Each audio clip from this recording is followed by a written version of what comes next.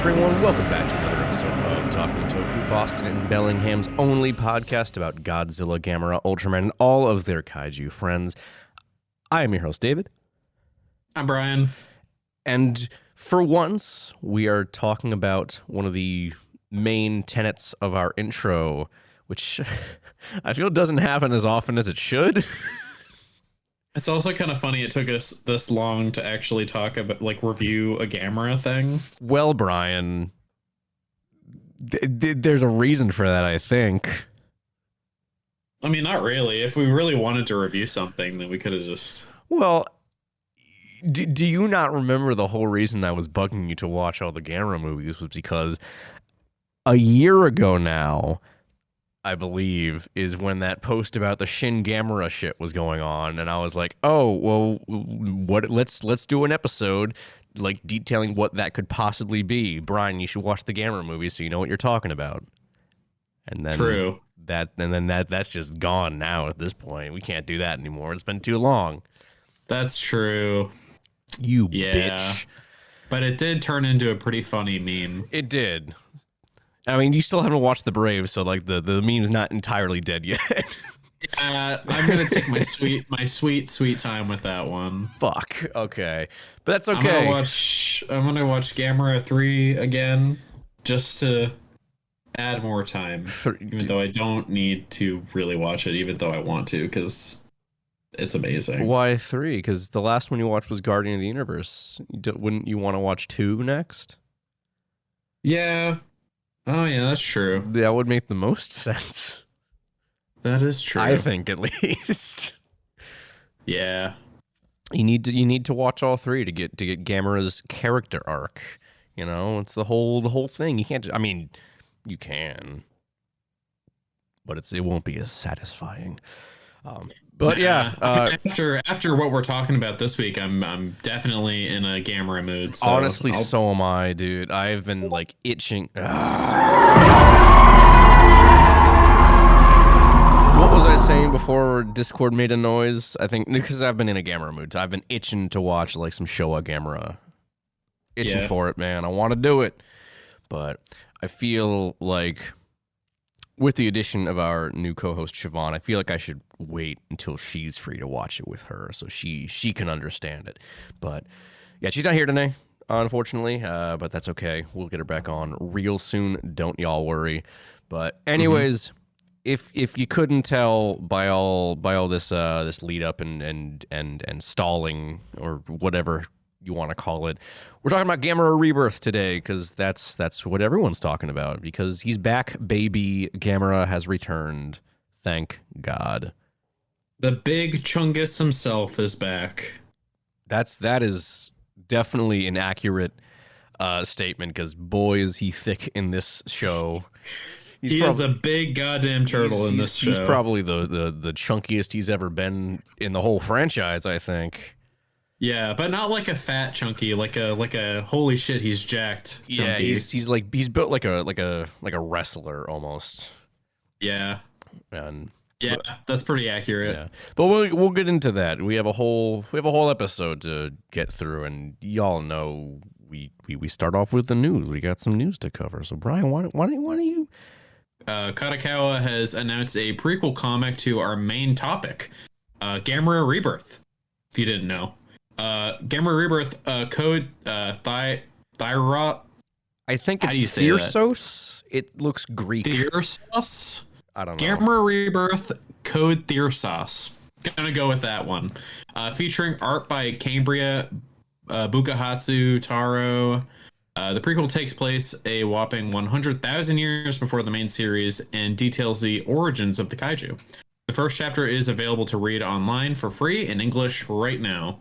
And that's pretty rad because we'll talk about it later. Yeah, I meant to read it before we started recording because I wanted to maybe use some of the details from that in our discussion, but it didn't end up happening. So that's my bad. Sorry. I'll read it. I'll probably read. It's just the first chapter. I don't know how many chapters it's going to be, but the first chapter, and it's like 60 pages too, which is nice. So I'll read that. Maybe I'll update y'all on the next episode during our What New Cool Kaiju Thing segment. How about that? Hell yeah. Sounds good? Sounds good. Cool. The Beast Below director, Chalit Kridle-Mekong. I'm just going to keep rolling with that because I still don't know how to pronounce that last name. I'm very sorry. But his latest film has found a distributor here in the U.S., previously titled The 100 in its home country of Thailand. Creepy Crawly, which is, in my opinion, a significantly less interesting title. It just, I mean, it gives it more of like a B-movie feel, but I guess The Beast Below was like a comedy, so I guess maybe it tracks. I don't know. We don't know what this movie is like yet. But anyways, Creepy Crawly will release on VOD and Blu-ray on October 3rd, just in time for Halloween. The synopsis reads, when travelers arrive in Thailand during the pandemic, they must quarantine for 14 days at a hotel run by a secretive manager and staff. Unusual incidents begin at night, but no one is prepared for the shocking horror of a 100-legged monster taking over the bodies of guests. We will definitely be covering this for the show. Don't you worry. I don't know if we will cover it for Halloween because... if you guys don't know, in the past we have done the first two films of the Yokai Monsters trilogy. So I imagine we'll keep doing that, and we'll cover along with Ghosts this year. But you know, those are kind of like the ultimate Halloween movies. They are. But I did also include the 100 in my plan for my Halloween viewing this year. So true. We could cover it. It just won't be our Halloween special, you know. We'll make it work. We'll make it work. Don't worry. But yeah, it looks really cool. I love a good big bug movie, and centipedes especially are fucking terrifying, man. So you know all like the COVID like conspiracy theorists. Where are you going with this, Brian? Do you think we could convince them that this is that COVID is like a hoax and it's actually a giant centipede? I don't know. Well, we gotta wait for It's actually just a giant centipede hijacking people. Nah, what we gotta wait for Yoshikazu Ishii's new movie, Yuzo the Big Battle in Tokyo, something along those lines. But it's like a pandemic kaiju. Like the kaiju is COVID in that movie. Oh, so I can't remember if that has a distributor in the US yet. If it does, it's probably SRS. Probably. But yeah, we gotta wait for that one, and that's the one we gotta convince people is the real the real COVID. That's what we gotta. New political movement. Let's go. Yeah. Exactly. And our political movement is that all plagues are actually kaiju. Let's go. Man, all right. We really are in a roll today. My God. We are. All right. Boy, what a time to be alive. Yeah, no kidding. While no official announcement has been made, AMC Theaters and Regal Cinemas have listed a Fathom event screening for Godzilla 2000 Millennium for November 1st of this year. Likely to coincide with the Godzilla Day festivities the following night. It's nice to see things come full circle, as G2K was the last Toho-produced film to receive a wide release here in the States for these Fathom screenings.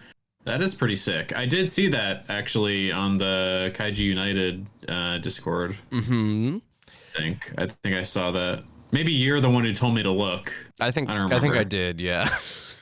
Yeah, but that's exciting. I never saw Godzilla 2000 in theaters, period. I was barely conscious when it came out. And I don't think it's ever been shown in like by Fathom events, right? Like before, right? No, like it was just that big wide release when it first came out, and then never again, which, you know, why would they? Because that was like, you know, the Fathom events things is I feel like is a relatively newer concept, like putting old movies in as wide releases again. That's a relatively newer thing. But yeah, no, I'm really excited.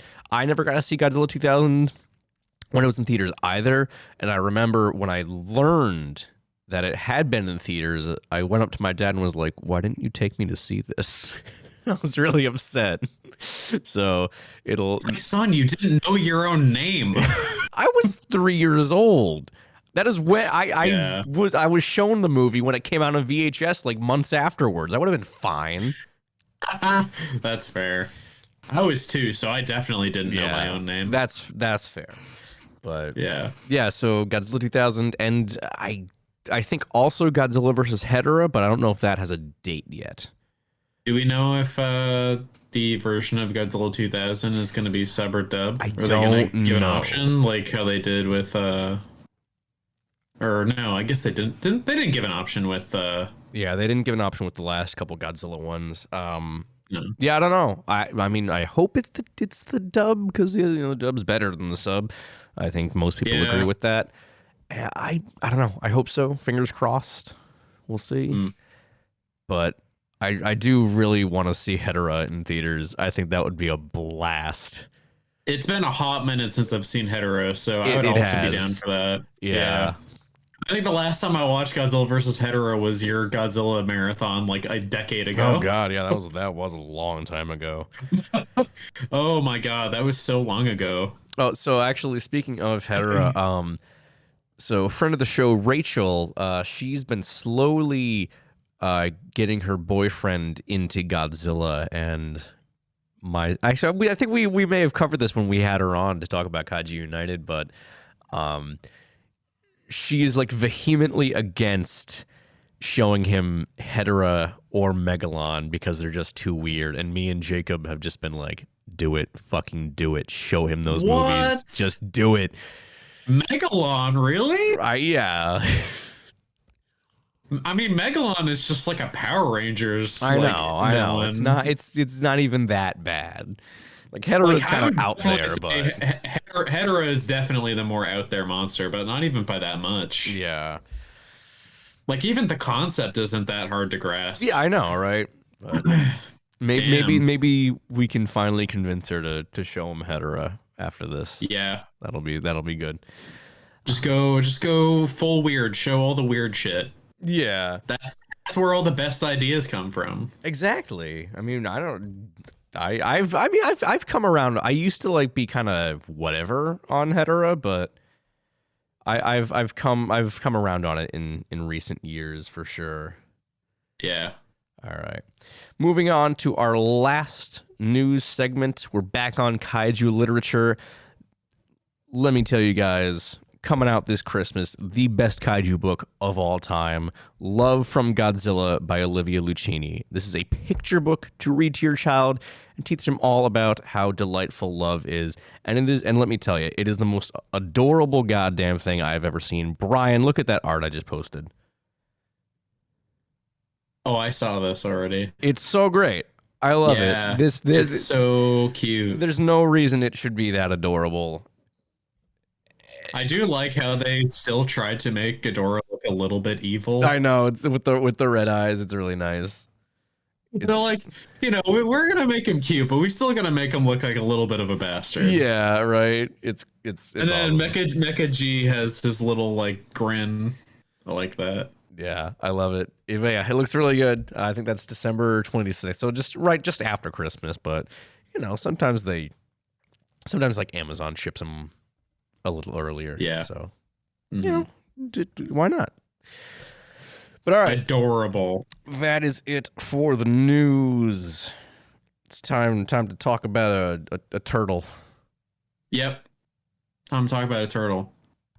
Yeah, so he's back, baby. Gamera. Yes. It's been 17 years, almost 20 years since Gamera the Brave, and it's that we're here. We are here now. Gamera has made his return in Gamera Rebirth, the Netflix series. And I kind of hope that Gamera is one of those IPs that like shows up once like every like 5 to 10 years, drops an absolute banger, and then goes back into hibernation. and it just fucks off for another 20 years. That'd be funny. Yeah, I would be down with that. Mm-hmm. That would be kind of funny. But so how do we want to start? I know we do this every time we review something. I never know how to start the reviews. How do we want to? I guess we can go over like a quick plot synopsis without trying to give anything away? Yeah, I mean, we always go into spoilers no matter what. Like, we just kind of stumble into it. You guys should know that by now. I mean, full transparency, I binged the entire show yesterday. Yes, you did. So it is fresh in your mind. Fresh in my noggin. I know. For anyone who hasn't watched it yet, and honestly, like, what are you doing if you're here listening to this? Aside from the news, like, what are you doing? Yeah, and realistically, go watch it. Realistically, like, why haven't you watched it? Because like, it's again, almost 20 years since the last Gamera piece of media. What are you doing still waiting on it? Yeah. Like, what else do you have to do? What, you gotta watch Godzilla King of the Monsters again? Fuck that. Go watch Gamera Rebirth. I like how we, even though we're talking about a completely different monster from a completely different company, you still managed to dunk on Godzilla King of the Monsters. Goddamn right I did, Brian. I was just trying to think of... No, I wanted to think of a movie that was, like, popular, and King of the Monsters was the first one that came to mind. I didn't, like, mean to dunk on it. It was just the first one that came to mind. I mean, it's still pretty accurate. It is. That's what I'm saying. Okay, well, I can give a quick... go for it, Brian. A quick summary, if you want to jump in if I missed something. Go for it. Be a good co-host. Let me just pull up the IMDb page so I have the names, because I'm terrible with names. Here's a synopsis. Big Turtle shows up and he beats up the monsters. There we go. I mean, honestly, that's kind of the gist of it. It really is. Yeah. The show follows four friends, I guess. Well, yeah, they're friends. One of them is like kind of shows whatever. We'll get into it. The four friends are Junichi, Boko, Brody, and Joe. Right? Yeah. Yes. Joe is such like a weird name. I know. It's so strange. And essentially, like they're just hanging out. The three of them, Junichi, Boko, and Joe, they're like friends, and then Brody is like in a group of like American characters, because like there's Americans in Japan because of military bases and whatever, and then they get attacked by Gyaos. And they're the tax collectors, remember? The tax collectors, aka we're gonna beat up these small children and take their money. Yeah, and there will definitely be no repercussions later on. So it's like such over the top bullies. I mean, truly hilarious. I want to say it's very cartoony, but like this is literally a cartoon, so I can't really fault it for that. I don't know if you got this because I watched it in the English dub. Yes, I know you people. If you want to, hound me about it, do it on Instagram. At least we'll get interactions. Traffic, yeah. Anyways, like the bullies were like straight racist in the English sub. They were, yeah. There was a little bit of that in the sub, but I don't know how blatant it was in the dub. It was definitely like teen racist. Okay, like, not like KKK, like just using actual slurs. Just like talking shit, but like it's like but it's like racist talking shit, I mean, from what I've heard, and Brian, you seemed to confirm this last night when I asked you about it. Apparently, the English dub is like kind of surprisingly vulgar. Oh yeah, like in the sub, there was like one or two F-bombs, maybe a shit thrown here and there, but apparently they're just dropping those like all the damn time in the dub. Yeah, at least you told me. At least once an episode, somebody just goes off and starts dropping swears. Oh my god! Maybe I should have watched the dub. It's actually, the dub was surprisingly solid. Yeah, so I told you, I did try the dub because for episode 5, I watched it kind of early because like I woke up early and I'm like, oh, new episode of Ahsoka dropped. Let me go watch that. And when I watch TV, I will quote unquote binge, but I won't like binge an actual TV series. I'll like watch an episode of this, then watch an episode of something else, then watch an episode of something else, just to like get the variety. So I watched Ahsoka, then I watched Gamera, and I kind of started to doze off during Gamera, so I went back later and watched it again. I'm like, oh, let me try the dub. Let me see how that is. I mean, and yeah, the dub is pretty good. I almost think it's better than the sub because the dialogue feels a little more natural. Because a lot of the dialogue in the sub I found, and it's hard to tell because it's, you know, it's a language I'm not fluent in, but like just the way the dialogue was subtitled, it just felt very stilted. Like it didn't seem like things people would say like in real life, if that makes sense. No, I understand exactly what you're saying. I think the English dub definitely didn't have that. There were some times where there were some lines that were just kind of weird, like that didn't really, you know, it just didn't really land. But like for the most part, like it was a pretty good dub. Like, you know, I didn't ever have like a moment where I'm just like, that doesn't sound right. Yeah. Like that's some bad acting or whatever. It was it was pretty good. Pretty solid. Anyways, back to the summary, I guess. Essentially these kids, they get attacked by Gyaos. Gamera saves them. This creepy organization called the Foundation, which, side tangent, if a company takes you without consulting your parents and their name is the Foundation, it was the Eustace Foundation, Brian. They had an actual name. It wasn't just the Foundation. But they constantly referred to it as the Foundation. I know, but they have an actual name. That's fair, but still sketchy as shit. It is. Anyways, they like get taken by this Foundation because like they're like, oh, I mean, you don't really actually find out why till later, really. No, like not until like episode 5, I think. Yeah. So like if you really want to nitpick, you could be like, well, the kids would have had no reason to go with them if whatever, but I mean, that's kind of not really a nitpick. No, anyways. I feel like they do a pretty good job like selling them on why they need to come with them, I think. 'Cause they said like, honestly, the show goes at such a pace that like I never really thought to question it. I think like, it does have a little bit of issues with the pacing that I'll get into, but yeah, no, I mean, taken as one big story, I think it does work. Yeah. Maybe it's because I binged it that it all like fits. Maybe that's why it fit together like better for me. Damn, it's just like Hiroyuki Seshida's last kaiju outing, the Godzilla Polygon trilogy. Also taken. Wow, we're binging it all at once. Yeah. It all. It's like poetry. It rhymes. Yeah. Yeah. I mean, essentially, the story is just like. They are carted around by this Foundation for some reason. Monsters follow them.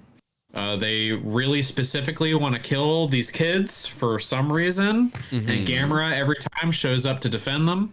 And he's a goddamn awesome motherfucker when he does it. We'll get into that later. Yeah, I mean, that's essentially the gist of it. Like, it's just kind of...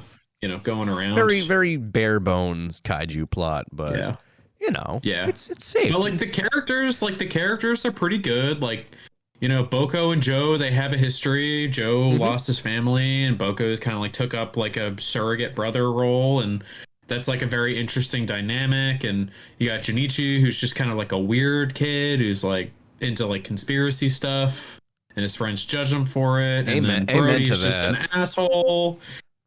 Okay, yeah. So Brian, I mentioned this to you yesterday. I do want to mention because like I haven't seen anyone really talk about this. I think it's fucking hilarious that they just decided to call him Brody just because he's a bully. Because that's not even his name. His name is Douglas. It's Douglas. But they're just like, oh, let's call him Brody. That's a good name for a bully. The IMDb page even calls him Brody. So I just call him Brody. No, I know. I mean, they refer to him as Brody throughout the entire series, and like aside from that, like the first encounter with him, he doesn't seem to care. He's just like, yeah, okay, I'm Brody, I guess. Yeah. Like his dad still calls him Douglas, but he just lets his friends call him Brody. It's really funny. It is really funny. Yeah, and I thought he was like a hilarious character because like every time like I saw something weird, I would like text you. And during one scene, I noticed that Brody had like American sheet, like an American flag bed sheets. Yeah. And I thought it was fucking hilarious that this like over the top like American white guy There was also had like a go ahead. Oh no, I'm done. There was also in his room. There's just a poster on his wall that just says like American football. Yeah, I never noticed that. Yeah, and I was like, damn, he sure is American, isn't he? I noticed the ones of the airplanes. Yeah, that's about. Well, because his dad's in the Air Force. His dad's in the military of some kind. I don't know. I can't remember what he does. But I think they even made a joke about that. Really? They're like, they were talking.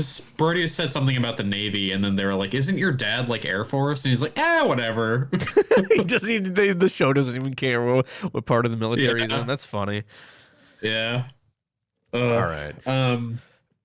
Well, that's essentially the gist of it. So again, if you haven't seen the goddamn show, get the fuck out of here and go watch it.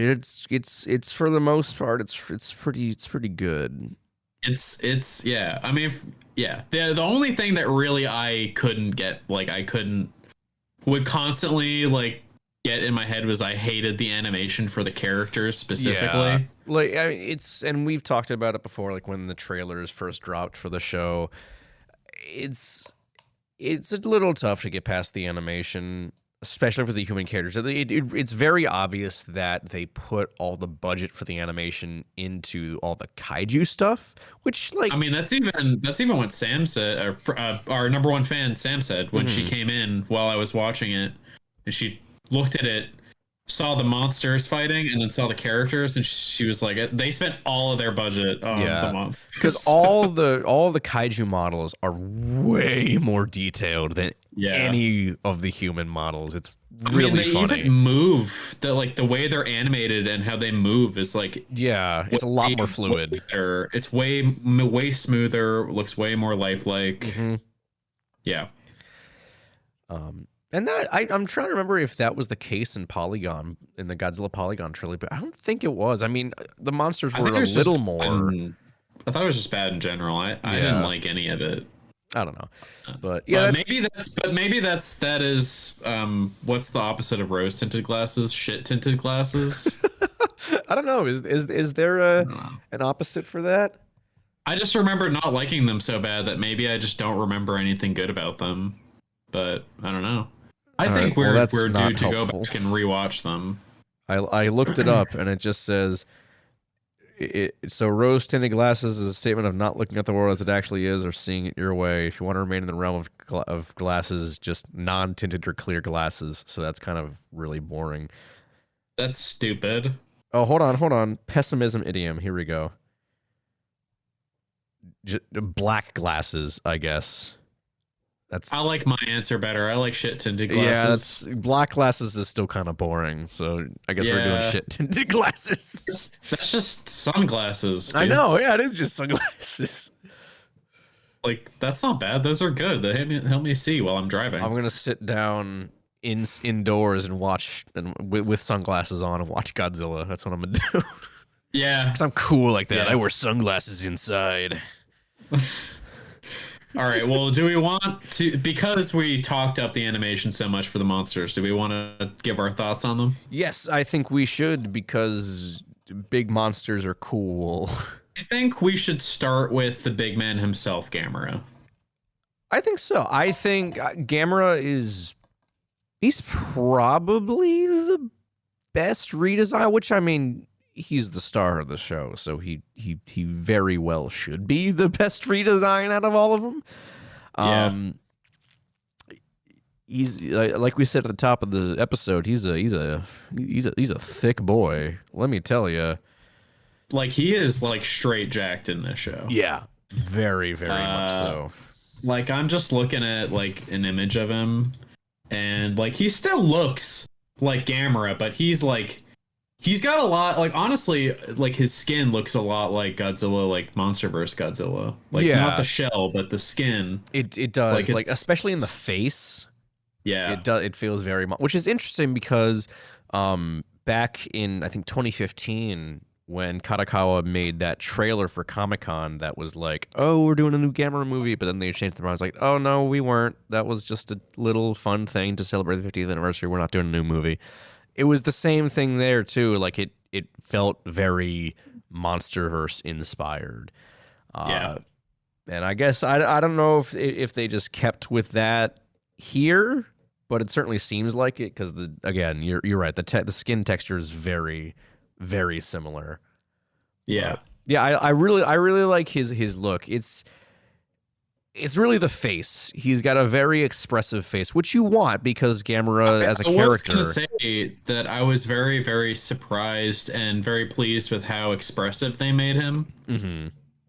Like, I just like how it just seems like he has a lot more awareness than you would think most kaiju has. Yeah, I mean, there's the best example is the word I was going for. Sorry, the best example of him is that when he first shows up, even he's fighting the Gyaos and he looks down and he notices the kids and you see his pupil dilate. Yeah, like that's really interesting because like the whole thing is that Gamera is the guardian of the universe, friend to all children, whatever you want to call him. It's interesting that they included that. It's just a neat little touch that they didn't have to include that, but they did, and it was very nice that they did because it just right from the get-go early on you see, yeah, that's his character. That is what they're doing. They're keeping that trope there. It's nice. Yeah. I really, actually, now that we're talking about it, I never really thought about it, but I really appreciate how they don't really spend a lot of time telling us things we don't already know about Gamera, which is basically everything. Like, Gamera just kind of shows up and does this thing, but, like, most of the characters, like, they don't really question it or, like, try to talk about it because, like, the audience already knows. So the show is, like, sparing us from, like, just giving us details that we already know about. Like a lot of like, especially reboots, like do this all the time where they over explain everything and you already know it. And it just like drags down the show and like it like grinds to a halt. And there is none of that in this show. Yeah. None of it. Which is interesting because I remember seeing someone complain that like, oh, he's pulling all these new powers out of his ass without any explanation. It's like, who cares for one, and for Godzilla does that literally all the time. There's that too, but also like these are for the most part all abilities we've seen Gamera use in past movies. It's not like I mean, yeah, there are some, like he's got that almost nuclear pulse-esque ability he uses against, looked like kind of like an EMP kind of thing. Like we've never seen him do that before. He used the EMP while he first fought Zigra, I think. Okay. And then he used it again while fighting the like Omega Gauss. Right. But yeah, like that's new, but like I don't who cares? Like as far as I can care. Yeah, it's not. I love when monsters get new abilities. It's like a DLC for a video game dropping. You're like, oh, new shit. It's cool. Yeah, like I don't think it's that big a deal to. Like now the Gauss has an Omega beam. Yeah. Insane. I love it. And again, cool. Gauss has always had a beam attack. It's just a bigger version of it, basically. Yeah, much like the version of Gauss that we're talking about is just a scaled up, weird version of it. Yeah. Like, I don't like. It's weird how people like. Do they just want to see the monsters do the same things until like forever? I guess so. Like, which is boring.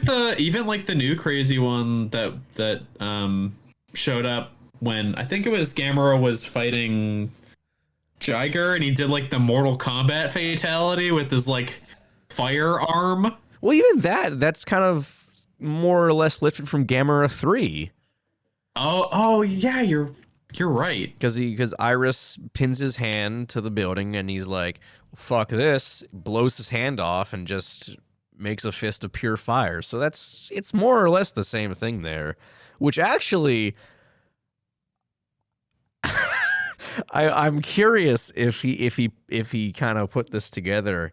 So a couple years ago, it may have been for Gamera's 60th anniversary,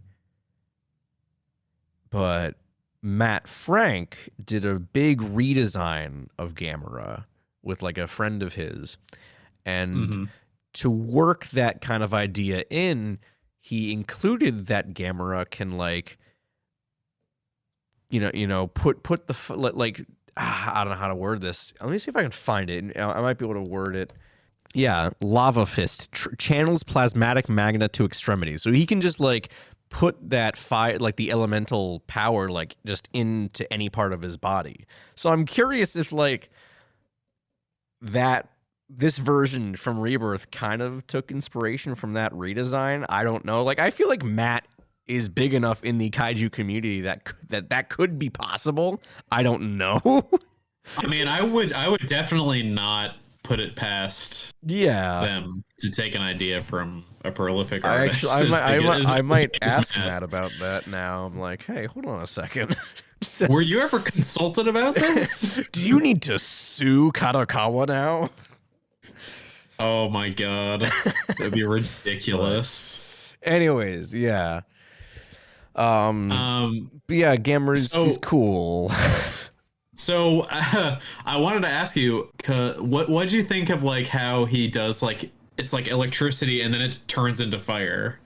Like I don't know if any other Gameras do that, but I don't know. I don't think so. I think it's just like visual feedback for him charging up because like Gamera hasn't really had that in the past. Like even in the Heisei trilogy, like he kind of just rears back. He doesn't have like any visual charge up feedback. So I think that's all that is.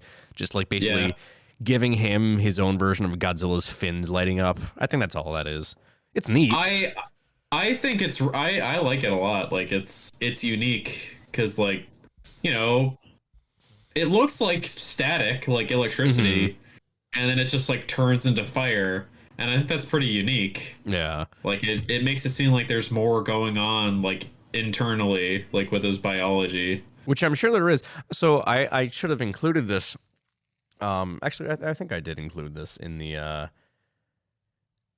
the document about the Rebirth prequel manga. Like apparently the whole overarching story is going to deal with like the origins and like the biology of the kaiju, so we might even get a reason as to that in that manga. So I don't know. Again, I'll read it and find out. We'll see. I mean, I'm actually very curious about it because like there was a lot of like kind of crazy like explanations for things on the show that like weren't really explained like at all. Yeah. And like it seems like that would be like a perfect thing for like a second season to explore, but yeah, it's a little intentionally vague, but I don't totally mind that. I mean, neither do I. I like it when stuff is left vague, especially when it has to do with like how monsters work. But like, you know, it feels like it definitely could be expanded upon if they wanted to, and I would totally be here for it. Yeah. All right, well, I think we covered Gamera pretty well, wouldn't you say? I think so. And also, for anyone wondering, his roar is exactly the same, except for at the end of the show when he turns mean, and he has a bass boosted roar. But that's it. Just like Godzilla in the Polygon trilogy. Oh my god, literally. It's like poetry, Brian. It rhymes. It is like poetry. Okay. Well, let's move on to, I think, probably collectively our most like whelmed kaiju redesign, which is Gyaos. I feel like we should talk more about the plot, Brian, because we're already almost an hour into the episode. We might need to shotgun these. Oh, okay. I mean, we can rapid fire it if you want to if you want to do that. All right, so Gyaos, boring. Yeah, I don't like his eyes. It's the eye. He's got like big googly eyes. It's kind of weird. I don't like it. Yeah. And the long like tongue hanging out of his mouth is also kind of weird. Yeah, I wasn't really super into them, and honestly, kind of a good thing that they barely really showed up. Yeah. I do They like were like, I do really like S. Gauss from the very last episode where he's like kind of a mutant freak. It's really yeah. Well, nice. I was gonna mention him later at the end. Oh, okay. I mean, it's still Of this. Gauss. We can still cover it. I was gonna ask what you thought of him at like the after we talked about the rest of the monsters, because he's kind of a weird one. Yeah. All right. After that, Jiger is there, right? Yeah. Jiger, yes. He is probably, after kind of stewing over it a little bit, he's my favorite. Really? Okay. I just like how much of a little freak he is. They're all freaks, Brian. They're all little freaks. He's just such a weirdo. He's like a lion, but like also like a dinosaur, and he's got all these horns. And Yeah, he's also got like a stinger, kinda. Yeah, his face is very like lion, but also triceratops. It's kind of cool. Actually, yeah, that's exactly what that's like shockingly accurate. I like that. Yeah. I really just liked kind of just his whole like look.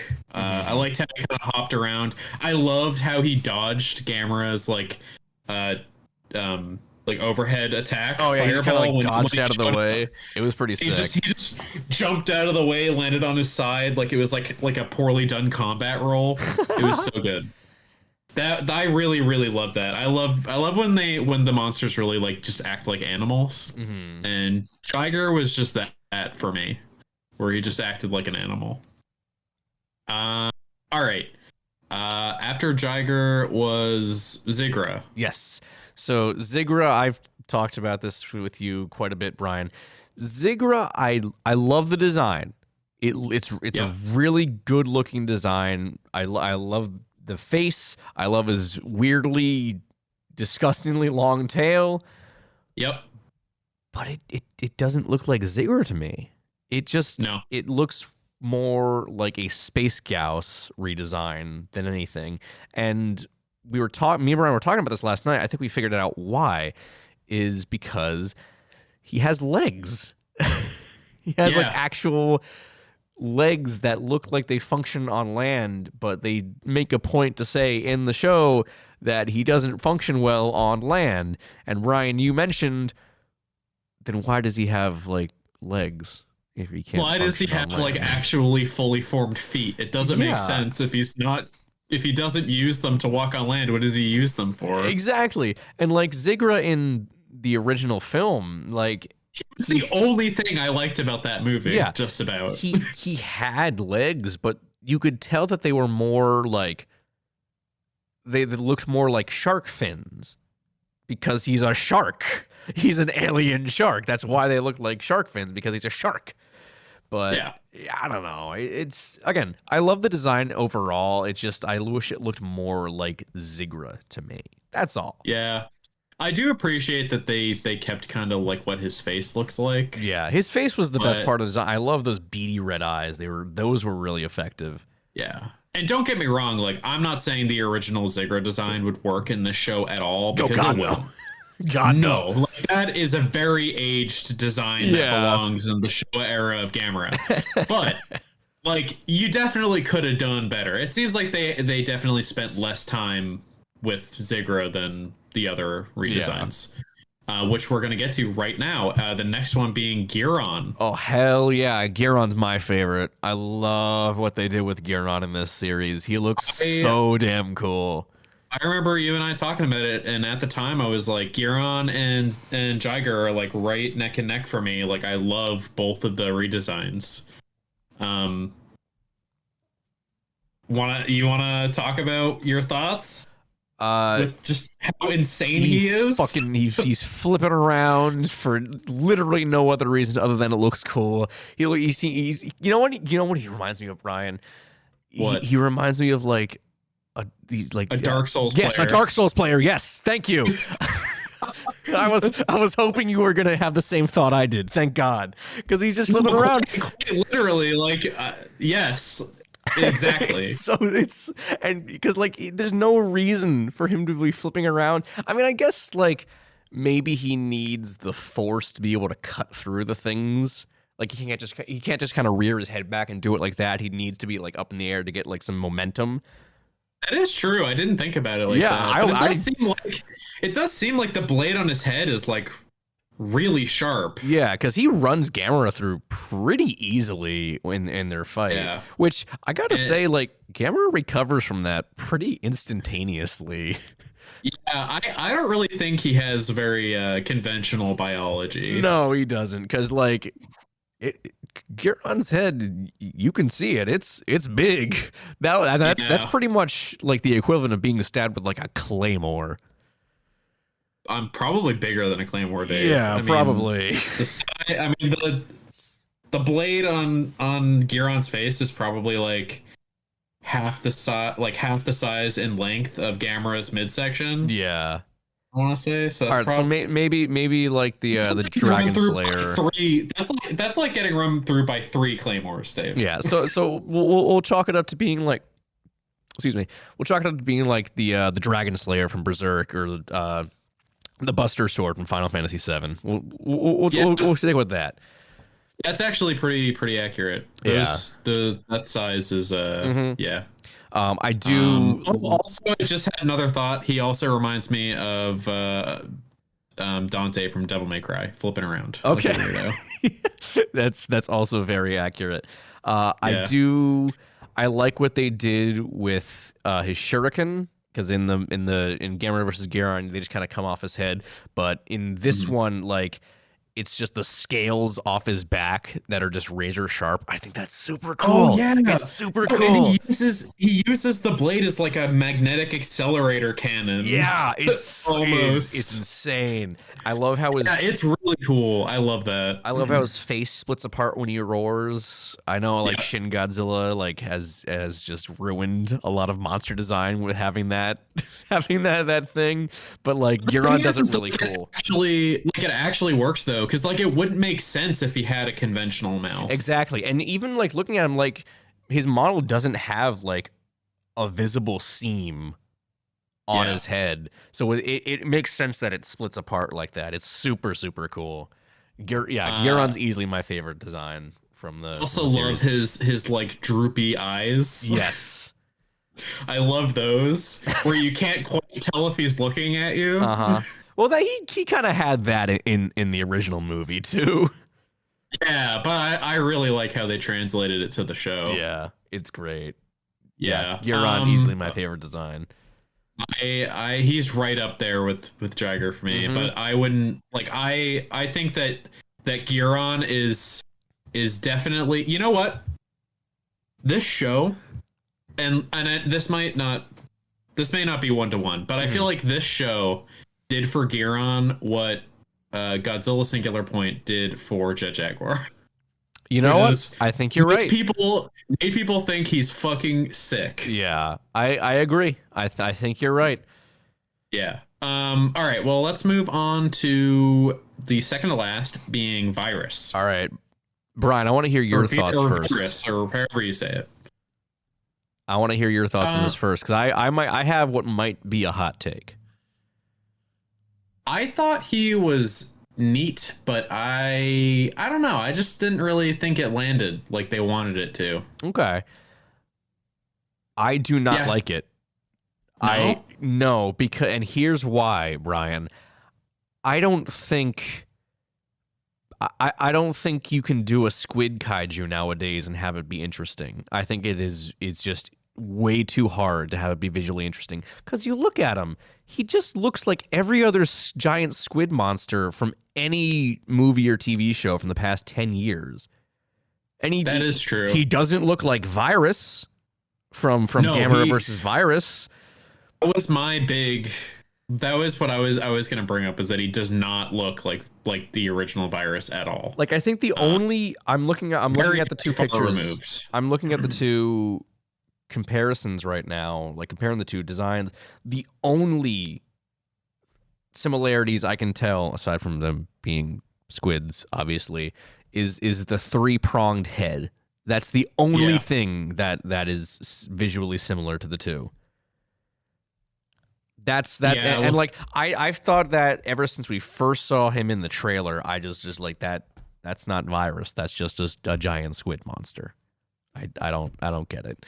And like even in the Kraken in the Skull Island series, which I know we said we were going to talk about, but we didn't get around to it because it wasn't. It just didn't have enough to talk about. Yeah, it was too unremarkable of a series. But yeah, even like I like that design, but at the end of the day, it's just another giant squid monster. It's a good looking giant squid monster, but it's still just a kind of a generic giant squid monster. And I don't know. And like you said with Zigra, like Showa Virus is not a design that would work well today. That's like laughable to think about. But I don't know. I think we just got to leave giant squid monsters in the past if we want to move forward, or find some way to. There's also just the case that like squids don't really seem very alien to us anymore. That's true. Like we know so much more about them, so they're less like spooky. And also like there's not really a whole lot you can do to make squids look more insane, you know? Yeah. You can add on, like with Gamera, for instance, like you can add on like a crazy shell, like you can make him jacked, you can give him bigger teeth, and like he'll look more like a monster and you can make him look interesting. But like with a squid, like you can't really do a whole lot without getting away from the whole squid thing, and then you're just making another different, like an entirely new monster. Yeah. And also, I have a bone to pick with you, Hiroyuki Seshida. Why did you just make him the Polygon King Ghidorah? You made him gold, and one of his like subtitles was the Golden Devil.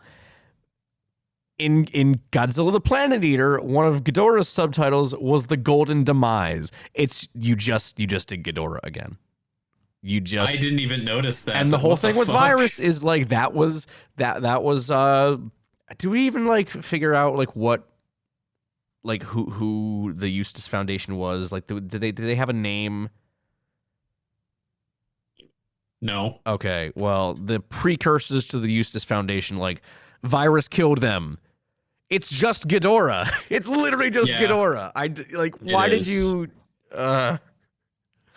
And then what pisses me off the most, they build Virus up to be like the big threat, and then Gamera takes him down like that, like immediately. And that's part of my issue with some of the pacing, is that they have a lot of good like action sequences with the monsters, but once Gamera shows up, it feels like the fights like they don't last long enough to be like satisfying, especially Virus, because like again he's built up to be like the big end boss, and then Gamera just kind of flies through him and he's dead. Yeah, no, that was it. I hard agree. I hard agree with that. That is a kind of kind of the case with most of the fights in this, where Gamera just shows up. And as soon as he shows up, the fight is basically over. Yeah. And like, this isn't me being like, oh, I want more kaiju battle. It's me saying I want a better paced kaiju battle. I want one that's like satisfying to watch. That's what I want. Also, it like deflates the tension if you just know that whenever Gamera shows up, then, you know, and like they could have done something pretty cool with that on like the final episode where like they had Gamera show up, and then that's not what happens, where like Gamera gets fucked. Yeah. But at the end of episode 6, like he shows up and he wrecks shop again. I do like the fact that he got his hand cut off by Giron, and they kept his hand cut off for the rest of the series. Yeah. I did like that. I'm like, okay, just leave. How is he's not going to regrow a hand? Like, yeah, most big kaiju have some regenerative properties, but can't regenerate a whole hand. Absolutely not. No. So I liked that. Yeah. But, yeah. Fuck Virus. Yeah, Sorry. Virus was don't like him. Yeah. I still think that he looks neat, but I do agree that like it's like he died way too quick. And overall, he just kind of flopped. Yeah. So the last kaiju, Esgaus, he's a fucking freak. Esgaus. We already talked about him a bit. He's a freak. I personally, I love what he looks like. I know, I do too. He's got like, I think he looks like a Monster Hunter monster. Literally. He does kind of. I like the crest. That. The crest is really nice. It's got like that weird membrane to it. That's probably, and like the three eyes. I mean, I know I said I didn't like the eyes on the normal Gauss, but like the three eyes on the S Gauss is really cool. Yeah. I like his like weird kind of pattern where it's like he's got like his own kind of camo looking thing. Mm-hmm. I like that. I think the fight with him was probably my favorite in the entire series. I really liked the evolution of it where you had the JSDF, like they actually put up like a really good fight. I know I talked about this with you, Dave, but like the JSDF, like they put up like a really good fight against this monster, like all by themselves without Gamera. And then when Gamera showed up, it was just, awesome monster action with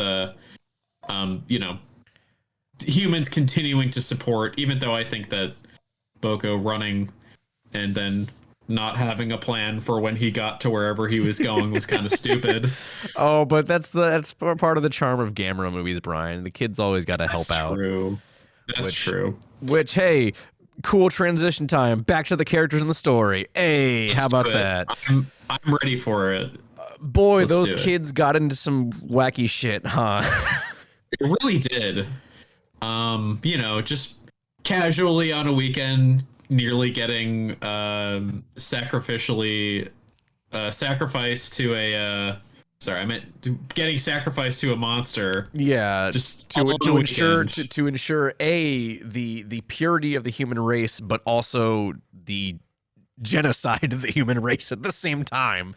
While some dudes just kind of chill out on the moon. Yeah, I'm still not entirely clear on what the goal of the Eustace Foundation was, other than genocide. Because how are you gonna purify them by killing them? I don't know. I think the plan maybe was they would use virus to like destroy like almost all of humanity, and then from the moon they would resettle Earth or something. Maybe it's just eugenics. They were all pretty pale. Yeah, so I don't know. I mean, they were all white. Yeah, that's true. But I'm not really clear on what their goal was either. I was just kind of like, as soon as I heard what they were doing, I'm like, it's just wipe out humanity because there's too many. That's always the reason. I will say I did like the twist because obviously it's made not crystal clear, but Joe right off the bat does not trust the Eustace Foundation, but I wasn't expecting it to be oh yeah, we're gonna kill the entire most of the human population. I didn't realize it was going to be like that, world destroying level. I'm like, oh, okay. Damn, Joe was kind of onto something there, huh? Yeah. Also, dude, I had no idea Emiko was going to turn out to be bad. Right. That was really good. Obviously she's part of the foundation. Really well played. Yeah. Really well played. Mm-hmm. That took me by surprise as well. It was very, very satisfying reveal, I will say. The thing is that in my head, I'm like, she's probably going to die. But I had no idea she would turn out to be a genocidal maniac. Mm-hmm. And despite the fact that I didn't like Virus in this series, the episode with Virus was my favorite because of all those revelations. It was everything. It was just really, really satisfying to watch everything unfold in that episode. I was very excited when they started talking about ancient civilizations. I'm like, yes, let's go nuts. Yes. I love it when crazy shit like this gets into shows. It's great. Brian, just out of curiosity, you haven't read The Last Hope, right? No. All right. Yeah, because I think that was only included in the limited edition of the Arrow box set. And you just got the mass retail ones. So The Last Hope, The Last Hope was a comic that Matt Frank did a while ago, actually. Just as kind of it was created as a fan comic to kind of explain the origins of Gamera and Gauss. Not any particular timeline, but just in general, just the mythos of the characters. And, the generally accepted that Gamera is like, and especially in the Heisei trilogy, like they're from Atlantis. So The Last Hope really went into a lot of that, like the ancient Atlantean civilization. It's really, really cool. If you get a chance, if you can find it, definitely check it out, because it's a really cool book. It's like a one-shot comic. You can probably find it online somewhere, but definitely check that out. Highly recommend if you like that kind of stuff. I mean, I love like Atlantis, like theories and shit. Yeah. I think that stuff is awesome. And also on that same note, this is totally unrelated now to Gamera, but the latest issue of Godzilla Rivals that Matt Frank also wrote was about Space Godzilla, and it's kind of the same stuff with Space Godzilla, but it's also an ancient alien civilization from like a far-off planet in an entirely different galaxy, and it's all about Space Godzilla. It's insane, and I really, really love it. And there's a brand new kaiju he made for that story. It's really cool. Hell yeah. Yeah. Okay. Back to the story. Yes. So, I don't know. I mean, that's kind of it, right? Yeah, I mean, well, More or less. Gamera becomes evil at the end for a brief We never moment. get when that happened, and the evil people on the moon were like, "Oh, we're gonna revert to how he was 100,000 years ago or whatever." So like, I'm not really clear. Like, is that? So did he used to be bad, and like, was he like turned good, or did he just like? So he was one of the kaiju that they created to wipe out humanity, and then at some point, he was turned against them somehow. It's not really clear how. I mean, it was just that there was that flashback of that guy being like, "Oh, Gamera, you're our final hope," and then that was it. And then he's good now. It's again not entirely clear. I mean, there's a good chance that Code Thyrsos will explain all of that in more detail. But yeah, it's just. I mean, I would like to know more, because like, that last kind of bombshell, because like up until then I had no reason to assume that Gamera had ever been evil ever. Right? Yeah. So like them kind of dropping that, like, oh, at one point he had red eyes and he was really dark and he was mean. Yeah. So, which, oh my god, red-eyed Gamera was sick. It's pretty sick. I mean, it still doesn't beat Nightmare Gamera from Gamera 3, but again, nothing can beat anything from Gamera 3, so don't even try. I'm so happy I got to see that. I know. In a movie theater. Fuck you, Brian. And before I even saw the movie, I saw Oxygen Destroyer. My boys. Oh, speaking of, actually, totally unrelated. Well, it's sort of related. Jordan Farrow said that they're done recording the newest album. They're in the mixing and mastering process now. Oh, let's go. So, I'm excited. I think he said like their last album was like a certifiable banger. I loved every track off that. And this album is going to be a concept album about the Gamera trilogy. So, fuck. I think we should get the whole band on. I could. Oh no, I don't think we can, because Jacob and I have talked about doing like a little thing for Kaiju United with him, and Jordan said like he doesn't like doing interviews. Oh, okay. So, I get that probably won't happen, unfortunately. But yeah, it would be nice, but I don't think it would happen. Well, maybe someday he'll have a change of heart. Maybe. We'll probably still be around. Are you kidding me? Talking Toku will live forever, even after we die, Brian. Talking Toku is as eternal as Gamera is. Exactly. Yeah. You know what?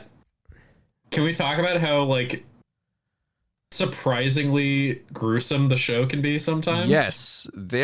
I was kind of taken aback because like right from the first episode, like, so we have the smaller Gyaos and also like the bigger one. Gamera is like punching them out of the air, and you see their bodies just like explode from the force of the impact. Like you see their heads going everywhere. It's insane. It is. And like it really like it's that thing that we always talk about where like it really shows how much mass he has. Like being punched by him is being hit by like a freight train. More than a freight train, I'd say. Yeah, well, it's several freight trains. Several freight trains. Every freight, finger is a freight train. Yeah, so that's there what, we like, go. 4 or 5 fingers or something. Yeah. How many? I don't know. But he's like 4. Oh, he's got 5. Yeah, you're right. Yeah. So 5 freight trains. Yeah. All at once.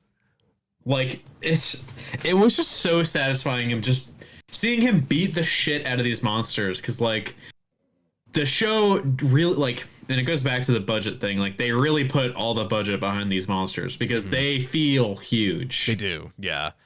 Which for like, it's crazy how like you look at the rest of the show and you're like, ugh, and then you look at the monster stuff and you're like, yo, let's go. It's crazy. I love that. And then like also what like just like I distinctly remember just Jiger like shoveling people into his mouth. Yes. Yeah. Like that I think that also might be why I love him, just because he really is just like a huge animal. Like people just straight up get eaten in this show. Just like straight up. Yeah. And multiple I times love it. in multiple episodes. Yeah. Oh, you know, another thing about Virus, there is a death in the show. I think one of the guards or something that gets left behind, like yes, like, swallowed up by like one of his tentacle like things, but like you see that it has like a big like toothy opening in it, and it leaves behind like a huge blood trail. I thought that was metal as hell. Really sick. I loved that. Yeah. I really did like that. Unfortunately, you know, Virus is not the strongest part of that episode. Yeah. Again, the episode itself is fantastic, but Virus is like a big stain on the episode itself. Just the design. Yeah. But yeah, I don't know. Do we have anything else to talk about? Gamera turns into a giant buzzsaw. That is pretty cool. That is something like, obviously we've seen him fight in flight before, like in Gamera 2 and 3, but like the fact that he like was able to turn the scoots outwards and just use his own body as a saw was really, really cool. And that's when, you know, he just bisects Giron. It was really awesome. Yeah. That was definitely one of my favorite moments right there. I just love how he can just like collapse his shell like back in on itself and just like kind of change the shape a bit. Yeah. I love that. And then yeah, it was just really cool, man. Gamera is fucking sick, dude. He's back. He's back. He's back. Question for you, Brian.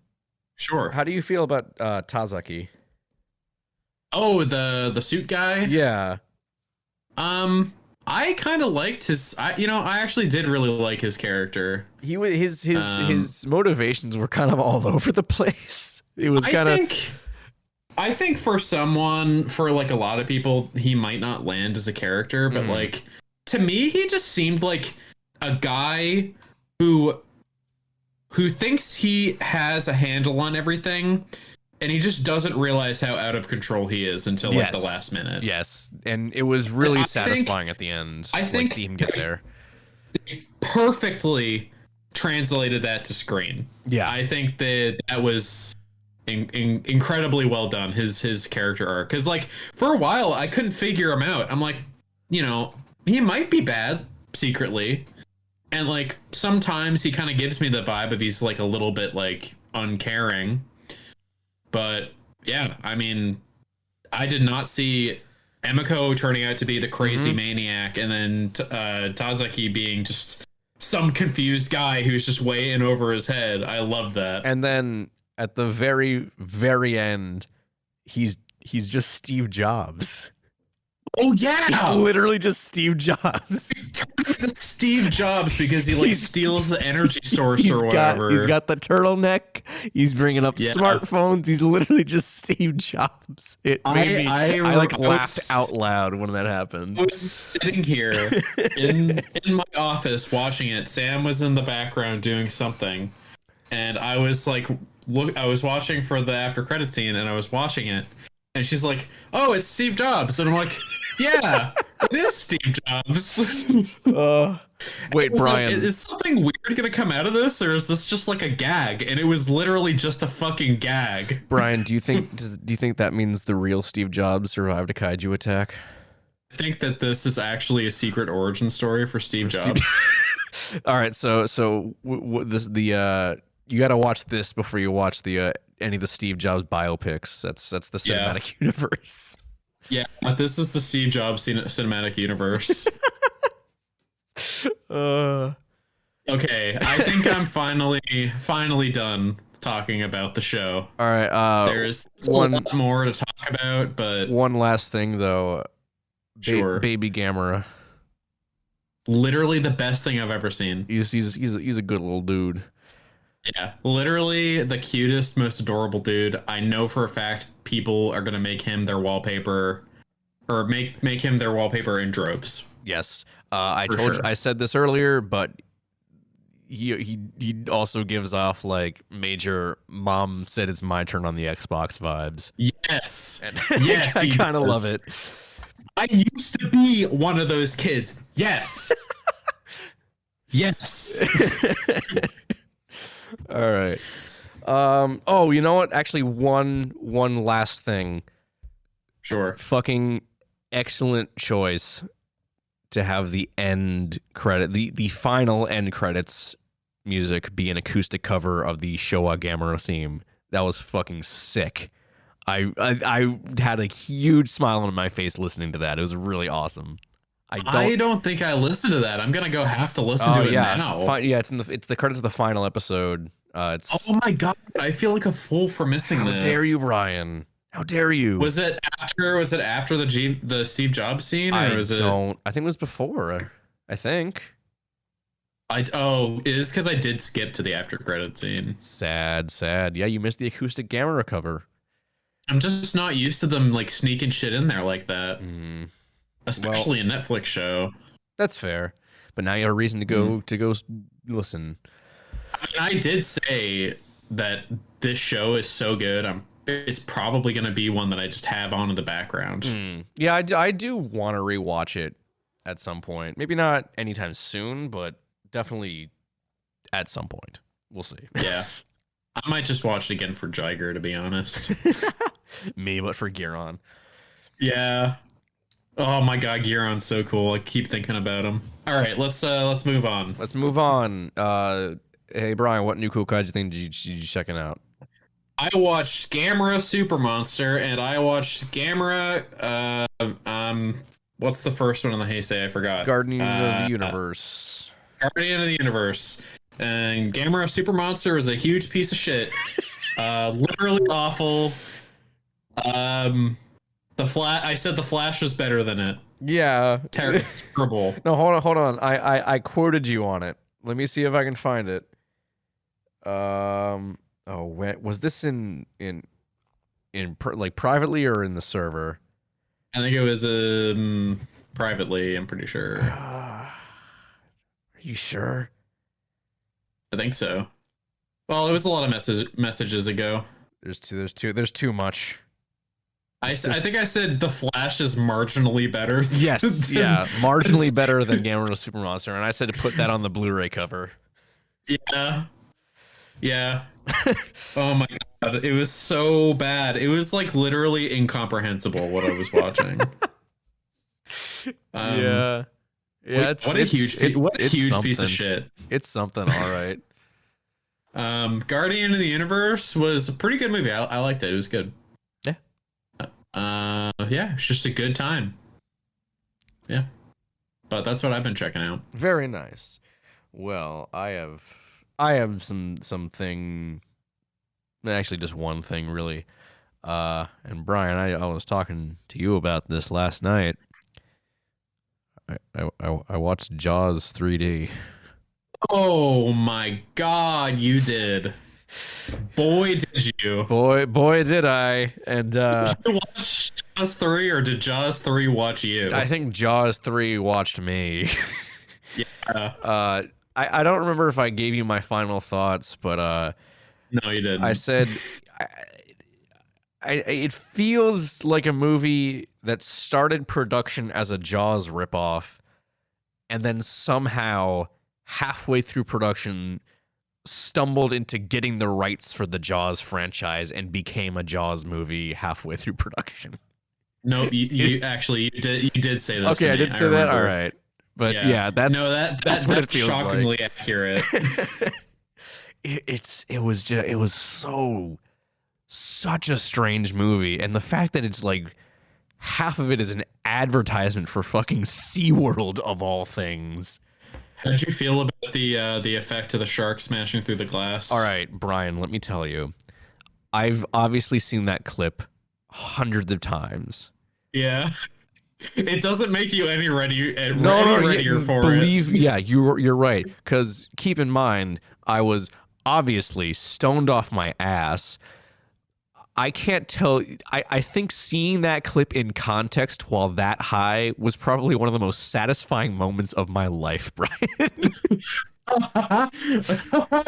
Oh my God. I like it was such a feeling of elation when that happened. I'm like, yes, this is what I've been waiting for. What's the first word that came into your head when you saw it? I don't even remember. I was just so happy. Just so happy to have experienced it finally, as it was meant to be.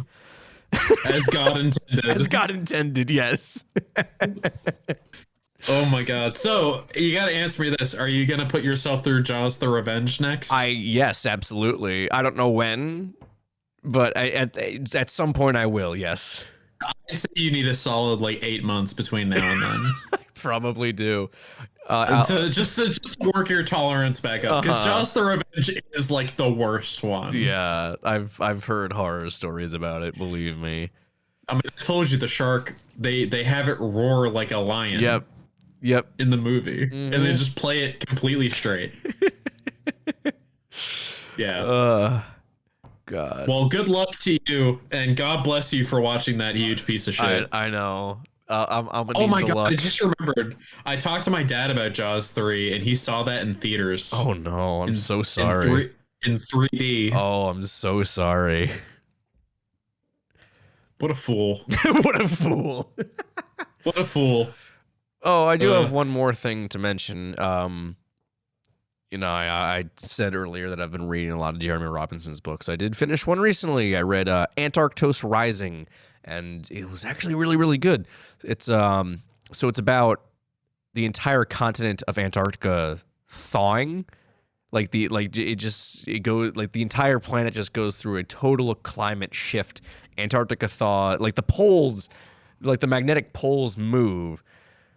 So Antarctica thaws, and most of North America becomes a frozen wasteland, and it deals with a bunch of the surviving superpowers all going to Antarctica, and the whole thing is they're gonna have a race to get to the geographic center of the continent, and the first, I think, 3 of the teams that get there all get a claim to a third of the continent, and then but there's dinosaurs still surviving, and also actual biblical creatures, the Nephilim, the half demon, half human things are there. It's really, really cool. I wasn't expecting it to enjoy it as much as I did, and I know there's a whole kind of spin-off series that starts as a prequel, then starts to run concurrently with that book, and then finally serves as to tie up the loose ends of the book. So I'm really excited to read that. I think it's just The Last Hunter is that series. I'm excited to check that one out. But yeah, Antarctica Rising was really, really good. That sounds pretty fucking sick. I'm telling you, man, you got to read some of Robinson's work. I know I told you to read the Chess Team novels, which is about they're special forces in the army, and they deal with specifically supernatural threats. Oh, so kind of like Hellboy. Kind of, yeah. But like Cool. more military thriller than Hellboy. Oh, okay. So like Tom Clancy meets Hellboy. Yes, kind of, yeah. Okay. Yeah, that sounds fucking interesting as hell to me. I'll check it out. Yeah, definitely check it out. All right, but that's all I've been checking out. I don't really know what we're doing next. Eight-legged freaks. Probably eight-legged freaks. We had an interview discussed, but I haven't heard anything back. But I'm not going to mention in this one until we get like actual word on it, which I don't think we will at this point. I'm also fairly confident that if we have something set up, it's gonna be kicked down on a schedule pretty far. Probably. So, you guys know that we don't like really plan these episodes in advance. Like we kind of just fly by the seat of our pants, and that because it's worked for over 2 years now for the most part. It's just our own style, okay? Yeah. It's just that's our vibe. You know, it is our vibe. Utterly chaotic. Exactly. That's the name of the game here at Talking Toku. But utter chaos. Yeah, we'll hopefully do that interview next week. I don't think we will because again, I sent that email. When did I send that email, Brian? Like over a week ago now. Over about yeah. And I haven't heard back at all, so we'll see. But we'll keep you guys updated for about sure what's going on. Exactly. But right now, just count on us talking about the hit movie Eight-Legged Freak starring David Arquette. Yes, because we're definitely going to talk about it. Yeah. It's one of my favorite creature features. Brian has been bugging me to do an episode on this for so goddamn long. On my hands and knees on the ground, begging you've cover this movie. Yeah, you really have. Even though you live on the other side of the country, so I can't actually see you on your hands and knees, so it doesn't work quite as well. And you really don't need to be on your hands and knees because I can't see you, Brian. So just like it's just my place. I like being there. All right. Anyways, we're just gonna keep rolling. Okay. It was a joke, or was it? I don't know. Yeah. Right. So that's it. Yeah, that's it. We're gonna talk about some spooky boys very soon. Weeks. Yeah, October's coming up. You guys, if you haven't, go watch Gamera. Go watch Gamera Rebirth because for some reason Kadokawa said they'll make more Gamera movies if Rebirth does well. And again, I said this before on a previous episode. I don't know why they're basing the continuing the franchise on a Netflix series because Netflix is famously bad at marketing for any series they have that's not like The Witcher. So yeah, go watch that please and Stranger Things. So go watch that please so we can get more Gamera. For God's sake, I'm happy he's back and I want him to stay back. And I want him to continue being this absolute homunculus. That's mean. That sounds mean. Don't be mean to Gamera. He's not a homunculus. It's amazing. All right, let's end this shit. Let's go. All right. Well, this has been Talking Toku. As you all know, we are on Facebook and Twitter and Instagram. Probably not Twitter for very much longer. I haven't touched that account in so long because I were thinking about making it an entirely paid service. That too. Yeah. I mean, I've been thinking about just killing the account entirely for a while now, and Elon's talking about we might have to. We're gonna think about maybe charging users to be on the platform, even if you're not verified. It's quote apparently the only way to cut down on bots. That's fucking bullshit, but okay, Elon. So yeah, Twitter maybe not for much longer. And again, like I said, I haven't really touched that account for that very reason, actually. But you can still find us on Facebook and Instagram as well. I'd like to think, I've been historically pretty bad over the past 2 years about keeping up with social media posts, but I'd like to think I've been doing a lot better recently. You have been. Not this most recently with our last episode on the last war. I I not so much, but that was mostly because I forgot we even had an episode out. So that's not my fault. That's not my fault. I'm not going to take responsibility. I don't know if that's better or worse. Probably the latter, but I'm Worse. not. Yeah, shut the fuck up, Brian. So yeah, but I have been doing a lot better, I feel, and yeah. You know the drill. Go check out Kaiju United, both the Facebook group and the Discord server and the website, which, hey, I got up right now, and you know what time it is. I'm going to tell you all what's going on in Kaiju United. First things first, we got an indie comic spotlight on the comic territory. And guess what? There's a big kaiju bear. What more do you need to know? And it's got antlers. It's like a bear deer. It's fucking sick. Go look at it. A beer. Or a dare. Which one's better? You take your pick. Friend of the show, Jacob Lingle, reviewed Gamera Rebirth for the website. What a guy. There is a new episode of Growing Up with Godzilla featuring Ari Whipple. My buddy Nick Huber, co-host of the No Croissant podcast, did an art tutorial drawing the Rebirth version of Gamera. Nick Crispino did an interview with Yoko Higuchi, who worked on Shin Godzilla on set, which is actually a really good interview. I highly recommend you guys check that one out, because Yoko is also a really cool guy. I should think about getting Yoko on this show. Maybe that'll happen. So yeah, go check all of that out and come on in on the Discord and chat with us. Also, Brian, speaking of the Discord, I need you to maybe watch something. I don't know. So remind me, how far have you gotten in Ultraman?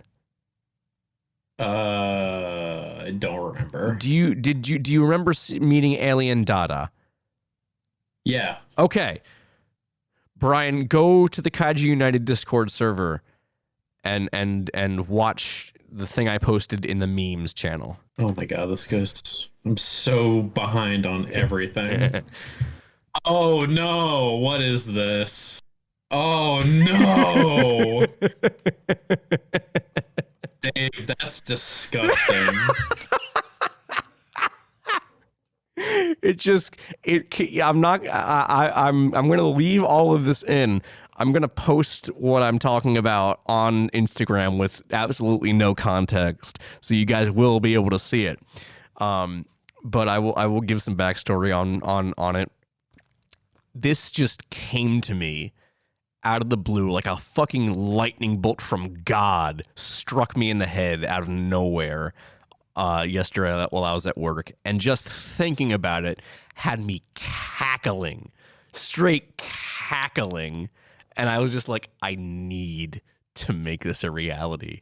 I need to get this done. So Brian, I literally edited this together like 20 minutes before we recorded tonight. I made that like just now. I was just like, I need to give this life. It's gotta happen. It was so stupid, and it probably wasn't worth the wait, because I told people I was gonna post it tomorrow, but then we had to push recording to another day because of some personal shit. But it needed to happen. It needed to happen. It probably was not worth the wait because it was so fucking stupid. But it's so, I love it. It's My brain has reduced in size. Good. Then I don't even know by how much. Just I've accomplished enough to scare me. I've accomplished what I've come here to do in that case. If you made the real life anti-life equation. Good. Darkseid ain't got shit on me. Nope. All right. His memeing ability is subpar compared to yours. It really is. Okay, let's get the fuck out of here. All right. Bye, everybody. Enjoy whatever you're doing. Yeah. So long. Goodbye.